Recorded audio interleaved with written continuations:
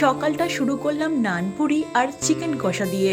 আজকের ভিডিওতে আমি তোমাদেরকে দেখাবো গাছ থেকে তেঁতুল পাড়ার একটি ভিডিও। নমস্কার, আমি জয়শ্রী, ওয়েলকাম টু মাই ছোট্ট ব্লগ।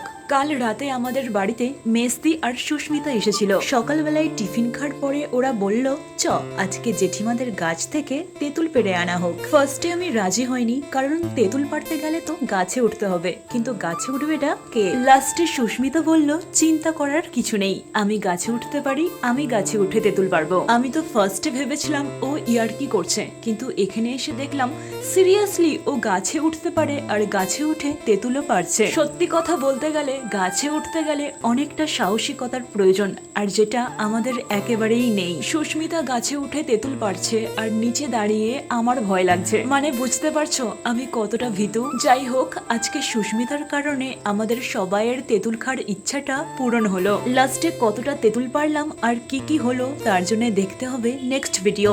টাটা।